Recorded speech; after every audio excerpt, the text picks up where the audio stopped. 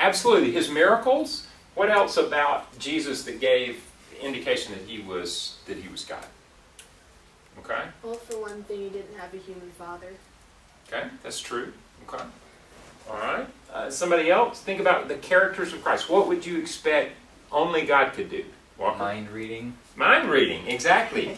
Because he knew the hearts of men and he knew their thoughts and he answered questions before people ever asked questions. What was an example of that? Remember the woman at the well, John chapter 4? Remember when she came and he had this conversation and then Jesus responded, well, the man you're living with now is not your husband. You speak the truth. You've had 5 husbands. And she's like going, who's this person who knew my life? He knew my life story. You know, yeah. I mean, that would freak you out. But the reality was that Jesus knew the thoughts and the inner reality of people. Okay. He often answered the Pharisees when they weren't actually saying anything, but they're just kind of thinking. They're thinking it's it. weird. The question, Now, would that freak you out? like the John the Baptist part, where Exactly. they're like, so was John the Baptist, did he baptize from God or from man? He's like, well, let me ask you this. I forgot the next line. He but- said,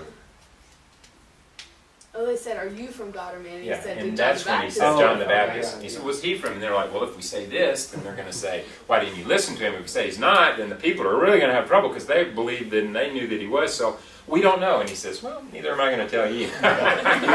Yeah. That's true. When you think about his power over nature, his power over demonic forces, the fact that he not only raised the dead and healed the lepers, he walked on water. I mean, we see even like, for example, I think it's in Mark chapter 4, where you have, when Jesus was in the storm. Remember that story where he was in the front of the boat and they had a full day and he was tired and he's sleeping and the storm comes up and his disciples think they're going to drown. They cry out, Lord, save us, don't you care that we're going to drown? And Jesus woke up and said, peace be still. And then turned around to them and said, oh, why are you of little faith? Right? Why didn't you believe? Well, in that picture you see both the humanity of Christ and the deity of Christ, don't you? Because the fact he was tired and worn out and had to sleep is very human. Yet the fact that when they woke him up, he calmed the storm is very God, right? So Jesus was both very God and very man. Those are kind of some examples of that. All right, so what are our options when we come to the fact that Jesus claimed to be both God and man, and Jesus, we'll talk in just a moment, Jesus claimed to be the only way to God, right? Jesus claimed to be the Savior. We see that in John 14:6. We see that in John chapter 8, I think it's around verse 32. We see that in John 3:16, 17, and 18, where Jesus, not only said, for God so loved the world that he gave his one and only Son, that whoever believes in him, it says that God sent his Son into the world not to condemn the world, and then basically says that the world, by rejecting him, was condemned already. So, here's my point. My point is, the Bible is real clear that Jesus claimed to be God.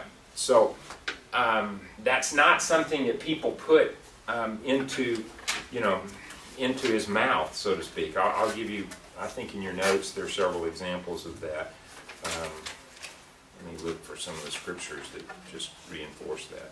Okay, you might jot these down. John 8, 57 through 59. John 14, verse 6. John 8, 19. Jesus said, to know him was to know God. To see him was to see God. John 12, 45. To believe in him was to believe in God. John 12, 44. To receive him was to receive God. Mark 9, 37. Jesus said, I and the Father are one. John 10, 30. I mean, Can you kind of slow down? yeah. I hit you with a lot of... Okay, let me slow down. John 10:30 would be one of the key ones I would ask you to memorize. And that's one that says, I and the Father are one, basically is the statement. That's where Jesus is claiming to be one with God. Okay, John 14:6 would be one to learn because you will use at some point in the passage, I am the way, the truth, the life. No one comes to the Father but through me. That's a key verse to know. The rest of those I gave you, I don't think you have to memorize or would need to memorize, but you might want to have those in your note cards, okay? So what are our options? There's a famous thing called the trilemma. that C.S. Lewis came up with. Probably a lot of you have seen that, right, or know Good it. old Clive Staples. Good old Clive Staples. He said either Jesus was who he claimed to be, or he was a liar, right? You want to talk about that? Or he was a lunatic. In other words, he really thought he was, but he wasn't. And there are plenty of examples of that in history. He was a liar, he was a lunatic, or he was Lord. This little presentation, I would memorize this, okay? I would kind of have that as a framework, because you'll use that in your preparation, okay, when you're asked about the person or the nature of Christ, or you should. So let's kind of run through this real briefly. It's just a classic apologetic. Here's the quote that you should put in your notes from C.S. Lewis. It goes as follows: I'm trying to prevent anyone from saying the really foolish thing that people often say about Christ, that I'm ready to accept Jesus as a great moral teacher, but I do not accept his claim to be God. That is the one thing we must not say. A man who was merely a man and said the sort of things that Jesus said would not be a great teacher, a great person or moral teacher. He would either be a lunatic or else would be the devil of hell. But you must make your choice. Either this man was who he claimed to be, the Son of God, or else he was a madman or something worse. In other words, Lord, liar, or lunatic. Why do we believe that Jesus was not a liar? I mean, someone who'd said Jesus was... You generally don't have people using the word liar refer to Christ, because most people respect the person of Jesus, whether they believe that he was really the Son of God or not. Even most other religions view him as a prophet, as a good teacher, as a moral person. And one of the things that you can argue in the sense, or one of the apologetic reasoning you can use, is, I don't know how many people I've talked to who say, well, you know, I respect Jesus, he was a great moral teacher, is to come back to the fact that he claimed to be God. Because if you claim to be something that you're not, then you're not a great moral teacher. If you're saying, I'm the only way to God, and you're not, then you're misleading people.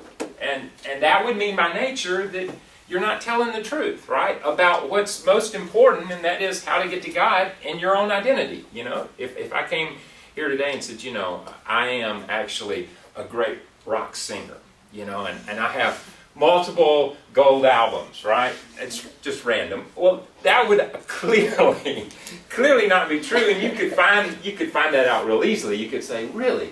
Well, sing for us. And you don't, trust me, you don't want to go there, right? You could be for a screamo band. Yeah, possibly.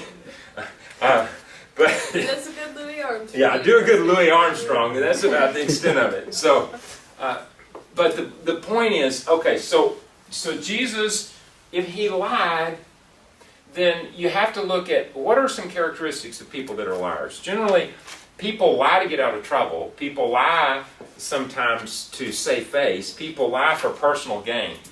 Jesus claiming to be the Son of God was not for personal gain. It wasn't to get out of trouble. It got him in trouble. I mean, you think the reasons why most people lie, why would Jesus have lied? Because it was, in fact, his claim that caused him to be crucified. Okay? Another thing to think about when it comes to lying is that pain has a way of generally fleshing out those who know something to be true and they're telling otherwise.